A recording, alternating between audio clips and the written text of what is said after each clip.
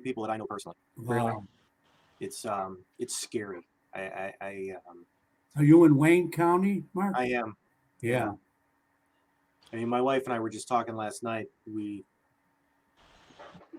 probably have enough food in the house, for another week before we have to go to the grocery store, and we're gonna try and stretch it out 2 weeks because it's just scary to even go outside.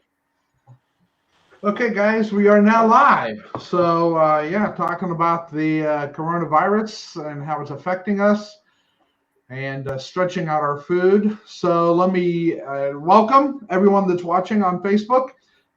This is the Keys to Sales Success. We're talking about closing today, and I've got my panel of friends and experts. So, let me introduce them real quick as we get started here. I'll start with down opposite across from me, Mr. Shinneberry, Mark Shinneberry.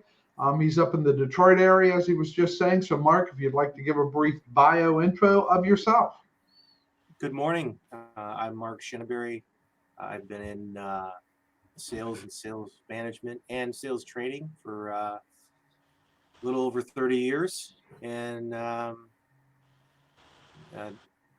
depending on the day, I've had the privilege of working with Mark Banfield and been friends with him for, I don't know, a couple decades now. Yeah, it's been a little while.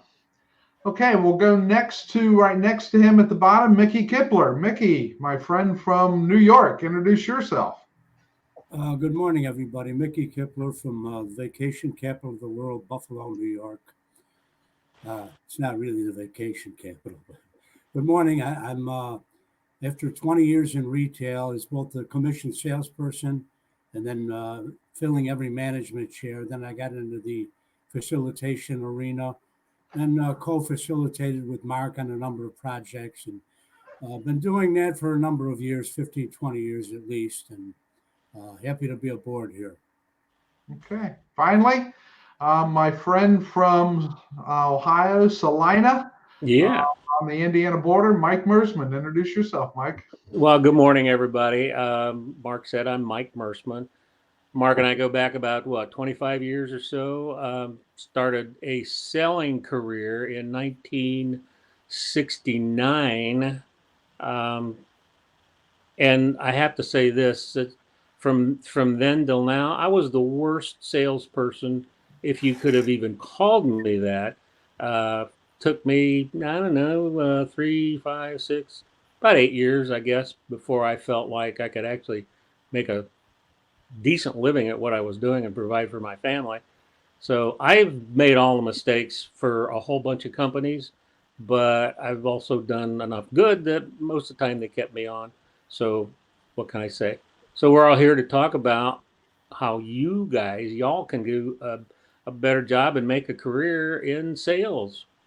So, let her go, Marcus.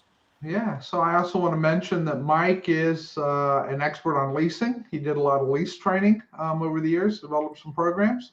I'm sorry, Mike. That is Mike, not Mark. Get there. It's Monday morning, right? So Mike did a lot of lease training, and Mark's been active recently in the digital arena for with companies that has been going on. So we've got a lot of varied experience here. So let's start talking about the program today, and let me get the slideshow started. And we are starting now. So again, keys to sales success, closing. So just again, my intro for like every other webinar. This session is for anyone involved in selling. It doesn't matter whether you're the owner, the general manager, the team leader, or the sales professional. This will help you in the process of selling. So we've already talked about the sales process. We have talked about handling objections. We talked about negotiation. You can find those videos on my timeline or in my Be a Sales Master group on Facebook. So if you're interested, curious, and you can't find them, reach out to me and I can help you get those taken care of. Today, we're going to talk about how you can be ready for opportunities when they show up for you. We're going to talk about basic sales skills. And if you use those sales skills properly, they will build you a strong referral business. The longer you're in sales, the less you should have to talk to new people. You should be able to rely on your referral business and you won't have to go hunting yourself. Lastly, how to close more effectively, and that is the entire topic for today. This is myself. The other guys introduced themselves. I've been in the business like they have for a substantial period of time, a couple decades more than. I've trained, I calculated not long ago that I've trained over 100,000 sales professionals and professionals in one way or the other throughout my career, all across this country. And so I haven't had the pleasure of face-to-face training anyone outside of the country, US, but I have done that over the web. And basically what I like to think I do is I help them work smarter, produce more, and by ways of doing that, enjoy life. So that's me. So today, again, selling isn't hard to understand. Selling is basically offering what you have to what someone needs. And when you match that up, it's a beautiful thing. Closing is awful. A lot of salespeople, though, are scared of closing. They're afraid of it for whatever reason. So we're going to talk about closing today. So the concept that this material is based on is from my online training course. And at the heart of it, it comes to this. Customers buy when their compelling need or want is met by your credible solution, which offers perceived value. And we'll talk a little bit about that on and off today. But again, they have to need something, want something, and it has to be a fairly large driver. You have to offer something relevant and precise to that need. And when you do that in a way that you explain not just what it does, the features, but how it's going to help them, the benefits, they see the value and then they buy. And it makes closing easy at that point. I just want to give that tip right now. If you do this right, closing becomes a piece of cake. So let's talk about how to close the deal. So we're going to start with this statement that I want to make you say, and I'll get some feedback on these guys on this. If you need to use manipulative closing techniques to gain a sale, you're clearly not doing it right. Guys, input on that? I agree 100%. Right.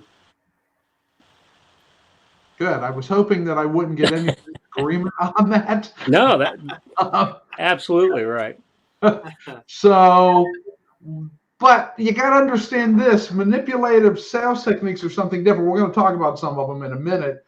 But you do have to at least ask for the order. You've got to make the customer at times push them into making a commitment. That's not manipulating them, but there are sometimes they're just sitting what we call on the fence, and you got to give them a little nudge, and you've got to ask for the order. You can't just sit there and look at them if you don't ask an order. And there used to be a guy in the past that says, you gotta ask for that order, and if you don't ask for the order, you're not going to get it. And that asking has to be in the form of a question. You can't make a statement except in a couple ways we're going to talk about. But basically, asking for the order is a question. Will you buy this today in some manner or fashion?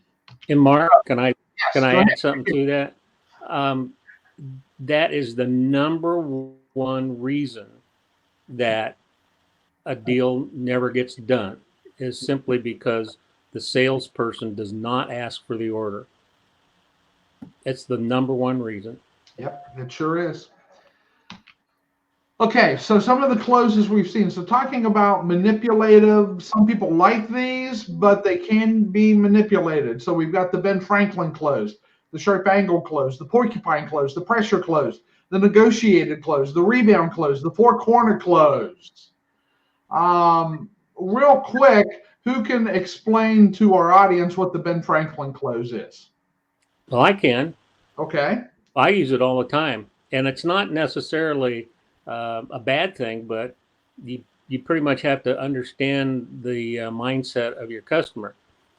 If you take a sheet of paper and draw a line down the center of it, and have a left side and right side, and you just put down the pluses on the left side and the minuses on the right side, or vice versa, and you just walk through each area, if it's let's just say it's an automobile, is it the price? Is it the color? Is it the options and so forth? Here's what I don't like. Here's what I do like. And you add up at the bottom, is it the right thing to do? It may be, it may not be. But there's a certain percentage of the population that actually responds very positively to that kind of input. And I use it when I'm just trying to figure something out. I had a chat with my son the other day, and we kind of used that as an illustration. Right. So these all work. It just depends on how responsive your customer is to it and its approach, and how well you are, how good you are in terms of presenting it. Exactly. Some people call this the pro-con. Right. And again, you're right, Mike. These don't have to be manipulative. Some people need that process of thinking and seeing and weighing what's going on. And again, a lot of people use this in their buying decisions, whether or not it's with the salesperson or with their decision makers, by themselves. They are working on this. All right, what about the sharp angle close? Does anyone know what that is? I've never heard of that. Okay. Sharp angle close is where you get in the middle of it. You're going to know this when I talk about it. Mark's kind of smiling. You're taking them down one path, and then all of a sudden you go off in another direction. Okay. Right? So you kind of deflect them so that it's a way to ignore an objection, as it were. So the customer gives an objection, and instead of you handling it, you go off on a tangent. So you take a sharp angle away from their objection to hopefully get them to forget about their objection. And that's why it's manipulative. And you do see it a lot. All right. So when the customer says, yeah, but it doesn't have the features I like, you take an angle and you start talking about the horsepower on the car, or you talk about something else other than what this, and you hope that this never comes back up. So that's the sharp angle. Porcupine close, what do you think that is? All right, there's a speaker I know that talks about sometimes we're like porcupines in a storm. Okay, so we want to get together and help each other, but our needles get in the way. So the porcupine close is you get close to them, but because there are barbs between you, you don't get too close. And so you really don't get close to that objection, and you keep a little distance from it while you talk about other features. Does that make sense? Yep. What about the pressure close? This ought to be easy for you guys. What's a pressure close? Mickey, what's a pressure close? This would be like you have to create urgency. Look, this is the last item we have today, and you're in luck. It's on sale today and today only. Right. And it may be, if it's valid, that's one thing, right? But how often is it used just to create false urgency? How often is it just done? And another thing, like, again, I keep going back to the car business where we're very comfortable with, back in the days, they would take keys from a customer, not give them back, right? They would just keep them and keep ratcheting up the pressure. Can't do that today, can you? No, not at all. What about a negotiated close? What's that? Mark, you have an idea?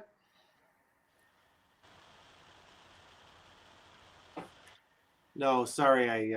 Oh, okay. Working in quarantine, there are some distractions that I'm texting to stop. That's fine. Okay. Anyone else want to take a shot at the negotiated close? Well, the customer's at a certain number. You're at a certain number. Look, I mean, the typical one is, if I could, would you?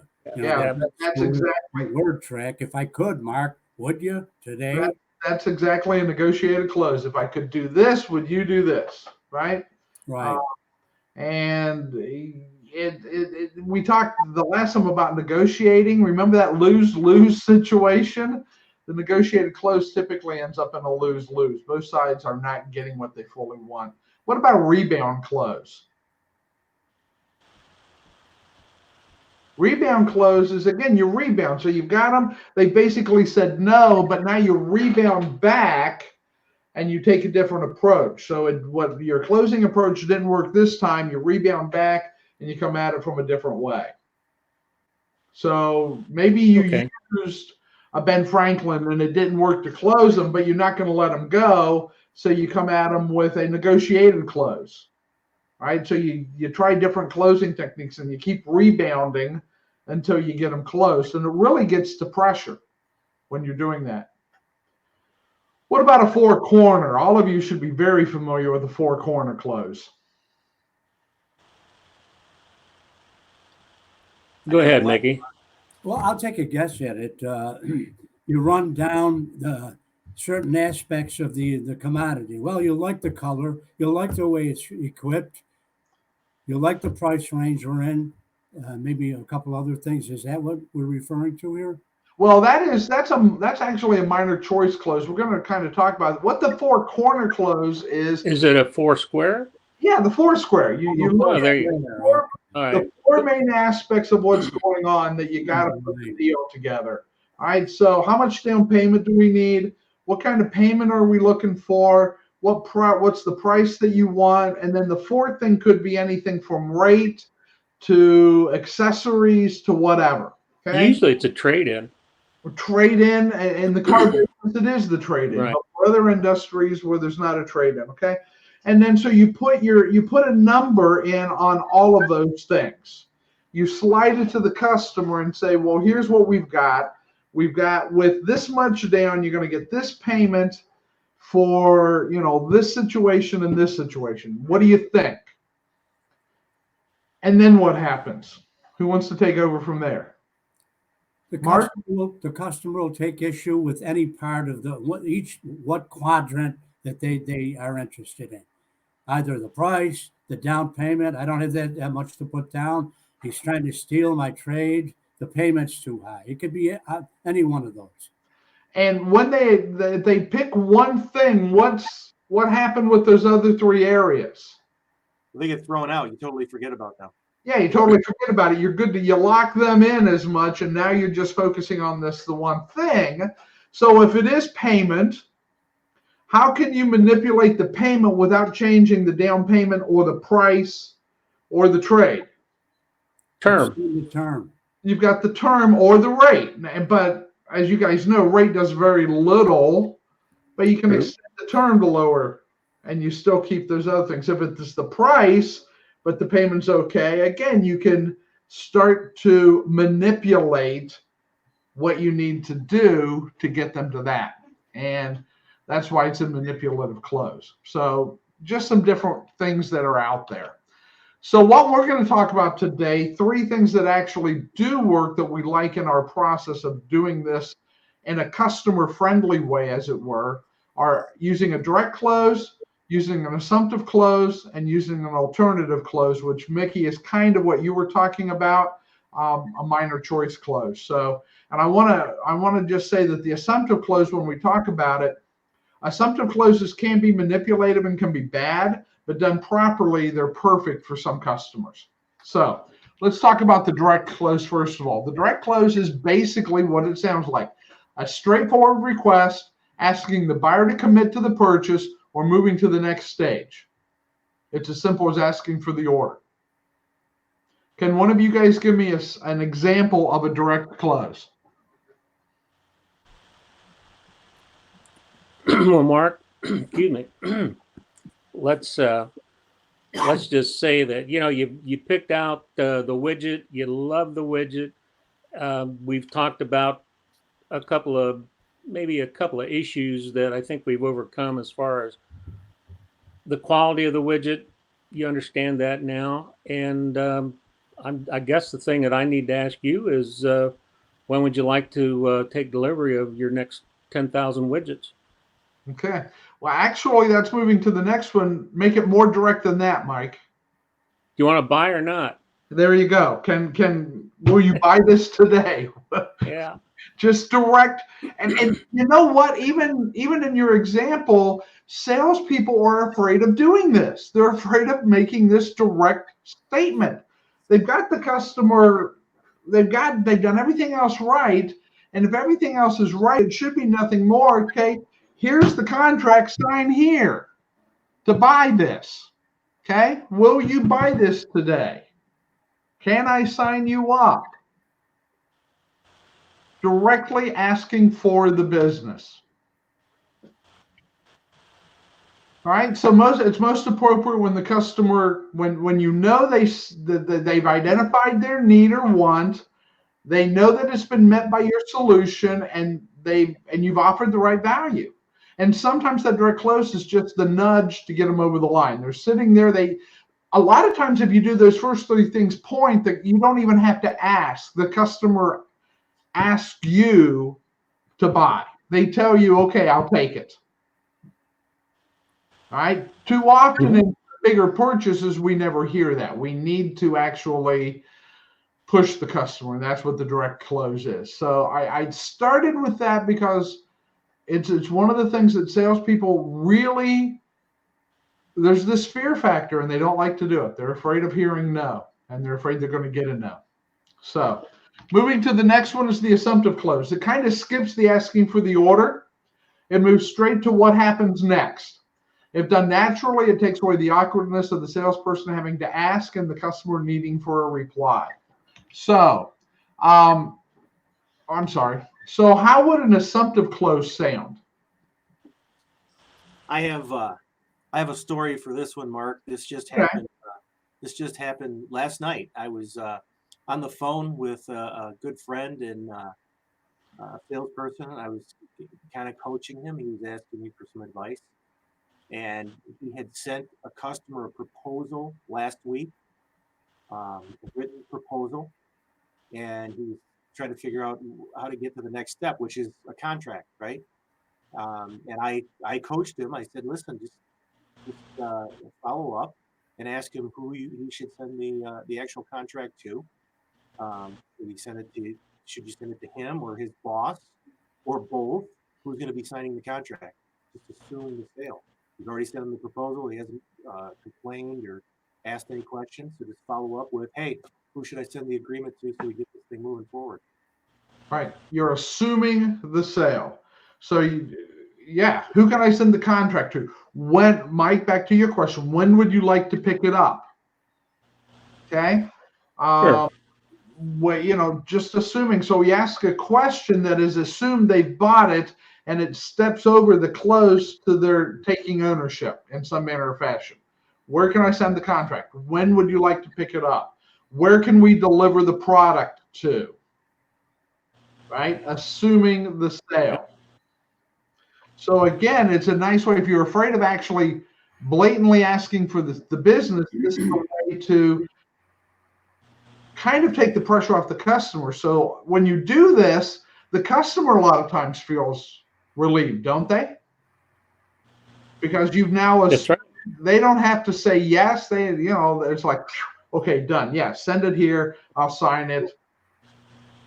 Mark? Hey, how many times have we all witnessed a salesperson, or been guilty of it actually at times, go through a fantastic demonstration, a wonderful presentation, answered all the customers' questions, and then we get to the point where we should be asking for the sale, and we stumble, we fumble, we fall, or we never even ask for it. We just sit there and look at each other, and the customer's waiting for you to show them where to go. Right. Yeah. Yep. And then they wonder why they didn't, then they're walking out the door and the manager's saying, what happened? Right? Yeah. What happened? We had this. So assuming the sale, assuming the close, when you have done the other steps properly. Now, you don't want to do this when you haven't shown them the value, when you haven't, right, when the customer is not giving you all of the right buying signals. So let's talk about that real quick. What are buying signals that customers give you? Tell me more. Okay. They'll ask, or in a lot of cases, a quote objection, which is not always an objection. It's just a question. Okay. How else could they signal you they're ready to buy? What's one of the Makes- things you don't hear often enough from customers, it seems like? Well, their bank account number? I'm not sure. Yeah. Where do I send my payments, or when can I take Oh, yeah. ownership? When can I pick this up? When can I Or- move in? And a lot of times in a retail setting, especially for larger ticket items, it's a question about credit worthiness or credit availability. Right. Sometimes the customer, you'll see them relax. You know, you're in the middle of this negotiation process and everyone's, when you see the customer physically relax, The body language. the body language will tell you what they've done. All right, so let's go on to the last one, which is an alternative close, which is kind of what Mickey was talking about earlier. It's a variation of the assumptive close. It assumes the customer will buy. It skips the asking for the order.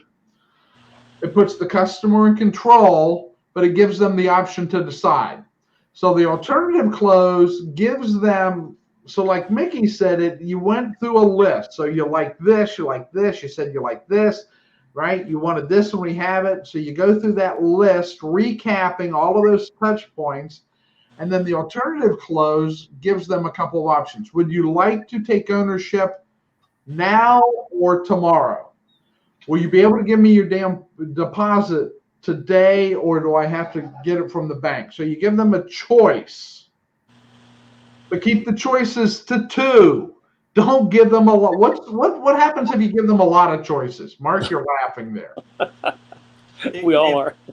They get confused. You give them too much to think about. You just have to give them some options, because people love to have the options, right? Everybody wants to make a decision. Nobody wants to be sold anything. Nobody wants to be told what to do. They want help acquiring or buying whatever it is that they need or want. Right? That's all. So do you want the red or the black? Do you want Tuesday or Wednesday? You know, what do you want? And give them a couple of choices. And it takes pressure off of them, because now they're deciding not on the big picture, but by making this small decision, they bought the big picture. And it makes life easier for them, right? Oops, what happened? So let's talk about the decision-making process. So the customer's making this decision to buy when you ask them to close. So we've got to, I think it's important to talk about how we as humans make decisions, right? So every decision is made up at its heart of two things: a logical component and an emotional component. Now, you guys are all the experts, and I think I know Mark has, and Mike has, and I'm guessing Mickey has. You've trained on this. What is the relationship between logic and emotion in a buying decision? Well, you have to figure it's 50-50. Okay, you're saying what, Mark? What do you think? What are you going to say? I'm gonna say it's gonna depend on the day with the individual. Okay. What about you, Mickey? I think emotion spikes higher. If they're in love with it, man, they'll make the numbers work. The logical part end of it, they'll make it fit. Right. So here's what scholarly studies have shown on this topic, that regardless of what they're buying, the emotional part of the decision ranges between 80 and 90%. So every decision that is made skews way high to emotion and just some logic. But here's the question I want you to know. Can you, or can a customer buy something without having some part of it being a logical decision? If it's a pure emotional decision, will they buy? They might. Not probable. Not because they have to justify the emotion, don't they? Yes. They have to justify it. What's my next slide? All right, so going back to this, here's how I like to think of it. So I don't care whether you buy, so you guys, when you bought your last house, okay, you and the missus looking at houses, What were the things you looked for in your houses? What did you want in your house? Whatever Mark, she what did you look for in your last house? So this is a bad example for me, Mark, because I just did what my wife told me to do. Okay, well, all right. So what was she looking for in the house? A certain number of bedrooms and bathrooms and the style of the house. Okay. How many bedrooms did she want? 2. She just wanted 2 bedrooms. How many bathrooms? Didn't want anything just didn't want anything too big, not too much work. Wanted to just keep it, reasonable. And was that because of price? No, No, it was because of. just lifestyle. Okay, so is that an emotional or an illogical decision? Yes. Yeah, okay, but it's that emotion, right? Mickey, when you buy you guys buy your last place, what were you looking for, or what did she want in the house? Why do I think that this is going to be the topic here? Yeah, well, I mean, if we're talking about a home years ago, I mean, I'm in the home that I bought when the kids were younger, but 4 bedrooms, 2.5 baths, Okay, a garage, full basement. all right. And again, so how many children? So this is when you were younger with children, right, Mickey? Correct. How many did you have? 2. So how many bedrooms is that then? Do they each get their own bedroom? Yep. And you got a bedroom, right? Right. Why do you need the 4th one? And she got angry. What was that? Oh, and she got angry. Nice. Again, Mike, you just recently bought a place. What were you guys looking for in your house? Well, you remember the house before this one. Right. Okay. For us, after the kids moved out, excuse me, it was just way too big. Okay. And so we downsized to 2 bedrooms. I got my office upstairs and my office downstairs. So you have 2 offices? Well, yeah, but I only use one at a time though. So And you downsized. yeah, I mean, we dropped about 1,000 square feet or so. Okay. Let me ask you this: when you walked in a house, did it feel right when you found the one that you liked? Did she Well, say it felt right? I didn't. You just leave me out of this question, Okay. okay? Because this one I had planned for like 10 years ago. Okay. You picked the house 10 years ago. Why did you pick that house? Because I knew it and I knew the neighborhood and I knew pretty much everything about it. Okay. So I guess the point is, even with a big purchase of a house, the big, right? This very Big deal. purchase, emotion very much drives the purchase. Does it feel like the family's going to like it? Does it fit our style, Mark? Right? Does it fit what we're looking for? So there's emotion. Now we use all of those logical details to support that emotion. So the logic is almost like the hook on the wall that we hang the emotion off of. So we need both, but emotion is the driver. How many people buy a car in today's world because they have to buy a car? We just did. Okay, yeah, I know you had to, right? You're the other one. But most people that get a new car, they buy a car every so often. They always got a new car.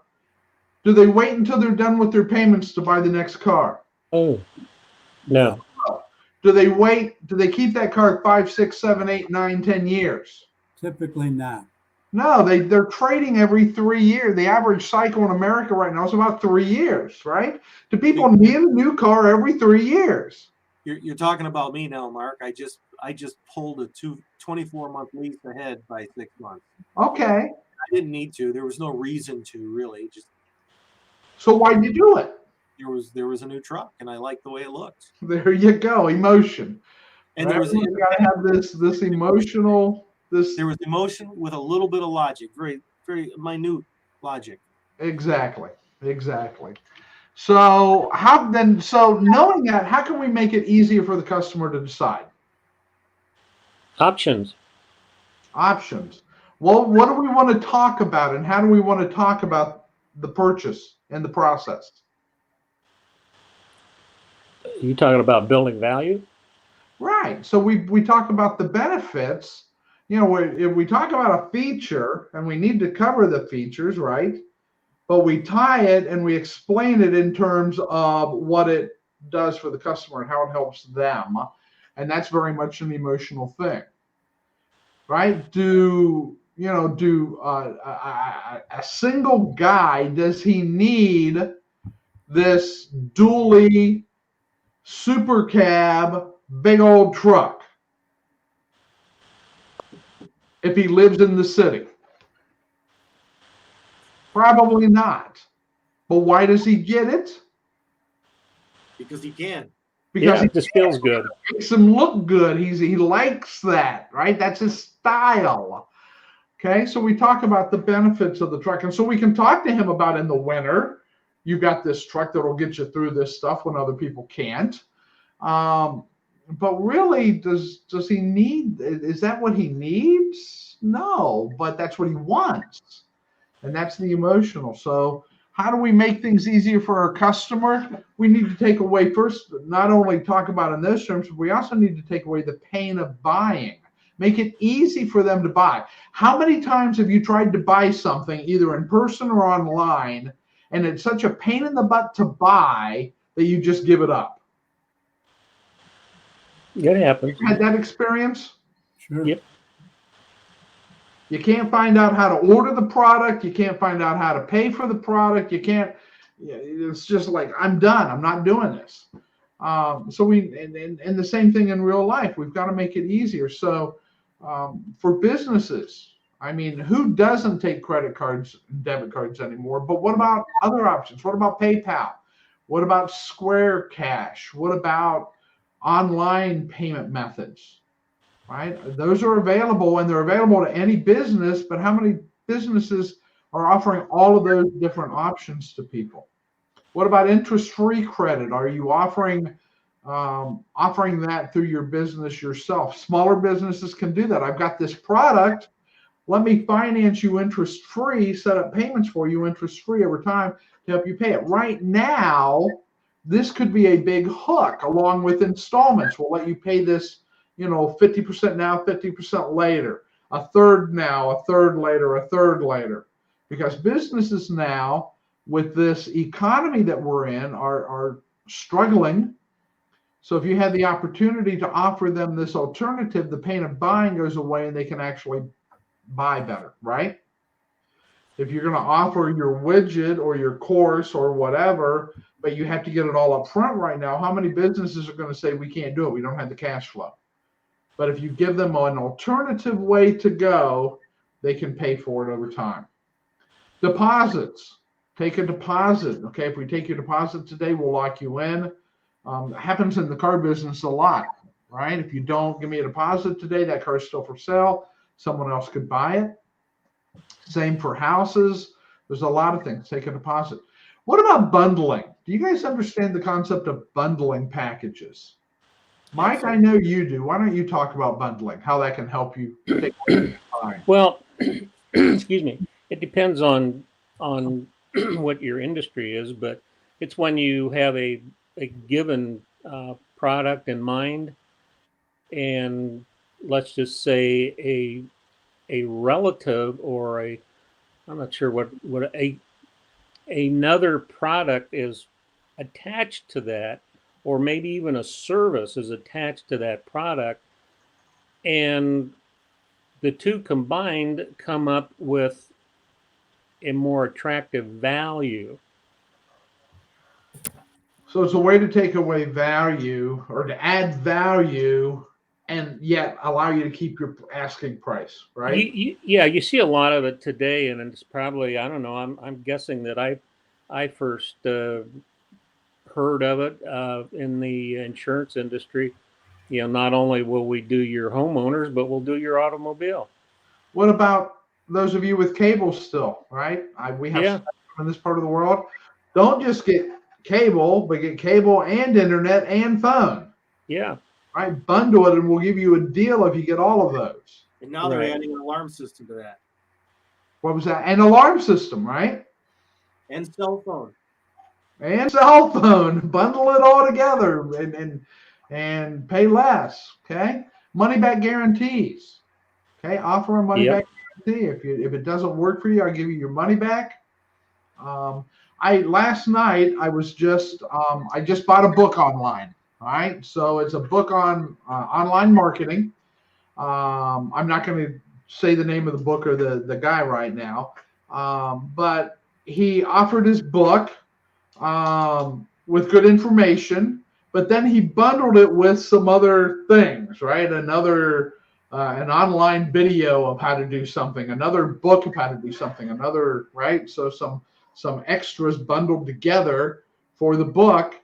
And then when I bought the book, there were a couple of other bundles I could add on top of it. They did cost a little more, but then they gave me more value, more stuff for a very low price. Okay, so bundling helps take away that pain of buying because it helps justify that pain of buying. Make sense? And there Yep. are other ways to do that. There are other things that you can do to help do that. And again, depending on your industry, depending on what you're doing, that the options can vary. You can get really creative with how you do things. So, questions, comments, you guys, you three guys. I've been doing a lot of the talking. What do you guys got to say about all of this?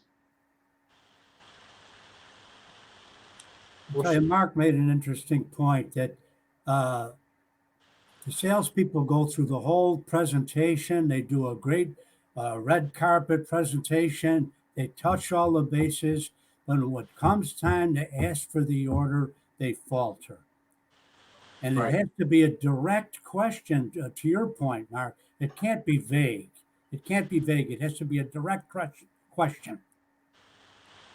From what I understand, you want to buy today, right?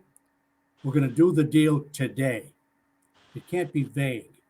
Right. And Like I hear a lot of people, what do you think? That's not a direct close. Well, what do you think? It's too vague. and by Yeah. asking that question, Mickey, you're taking them away from what you're doing. What do you think is letting them talk about something over here, not the issue at hand, which is you selling this product to them, right? Right. And you let them off the hook. And if you Yeah. let them off the hook, you got to start all over to put them back on the hook, right? Right.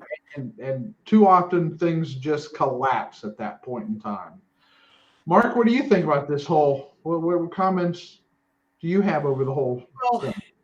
I think that if they follow each step in the sales process, and then once they get to this point, which is closing the sale, just like Mickey just said, if they ask a direct question, it should all be pretty easy. It usually is.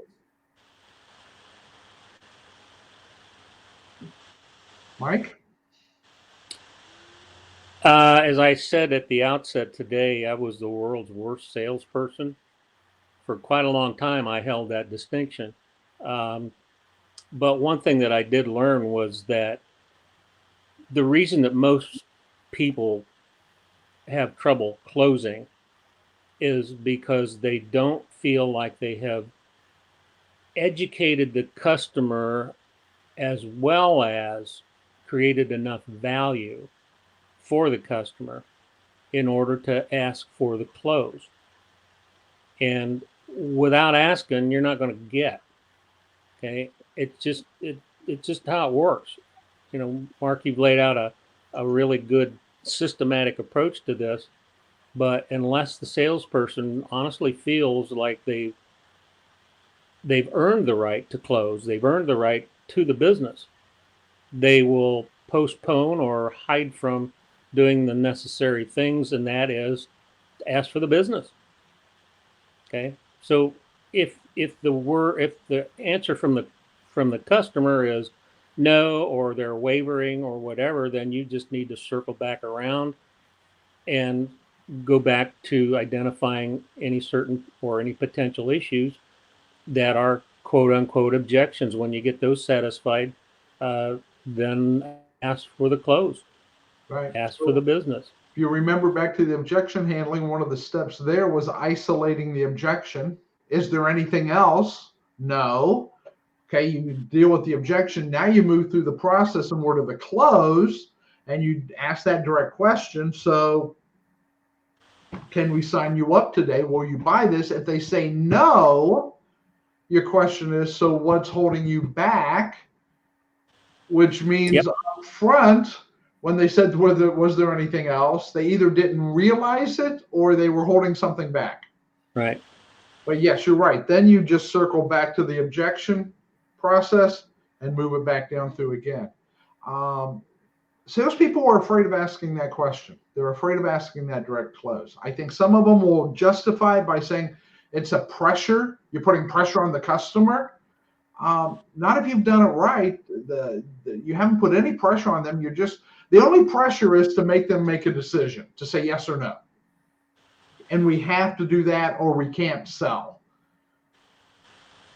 And there are other ways to do it, as Mark talked about. Where can we send the contract? When would you like delivery? Which of these two colors would you like? There are other ways to, if you're really deathly afraid of saying, can I sign you up today?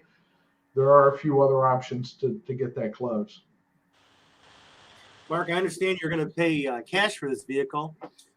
Would you like to save some money and do a one-pay lease instead? We'd probably save you some money. Right. One-pay lease. I bet a lot of people don't know what a one-pay lease is, Mark. Maybe we should do a webinar on leasing and talk about that. Probably a good idea. Yeah, so I'm going to be doing more seminars. I don't have them booked yet. Later this week, I'll do another one. We might talk about leasing. We might talk about finding customers. There's so much more in selling that we can actually cover with this. So again, my name is Mark Banfield.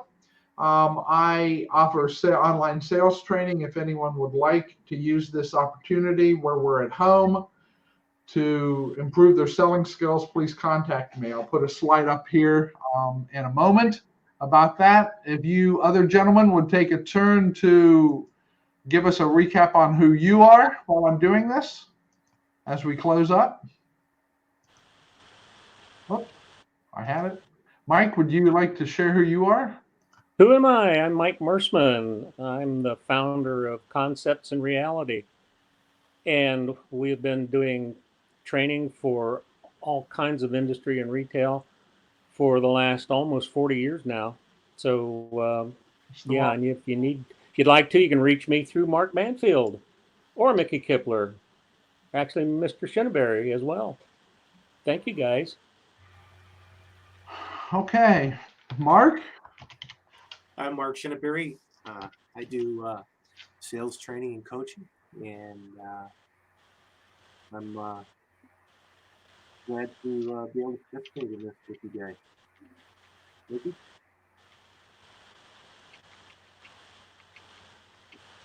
Mickey? Yes, my name is Mickey Kipler. As I stated earlier on, 20 plus years in automotive retail and presently involved in sales and lease training throughout the country in auto dealerships and private seminars as well.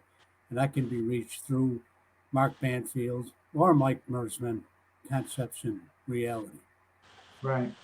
So I've got my information on the screen. You can find me in this group on Facebook, on LinkedIn. I do have a calendar link there if anyone would like to book a calendar time with me. And then my email is mark@markabanfield.com. So please connect up with us. And these are my friends and panel of experts. And if anyone would like to join us up, while I'm here, I want to join up. Okay, so we have some Facebook comments. There's a gentleman, I want to say hi to Ron Catranio. Ron is another one of my longtime sales friends in Florida. We might have Ron join this panel of experts here. I'll reach out to him, see what he's doing. So he'd be a good person to have some input from. But for now, thank you all for attending. My friends, thank you very much. I'll be in touch with you, let you know when the next one of these happen. But for now, be safe. Social distancing is the phrase of the day here in America. But let's make this time useful. Let's actually be ready for the end. And I will talk to you all later and soon. Have a great day. Thanks, guys. Thanks, Mark.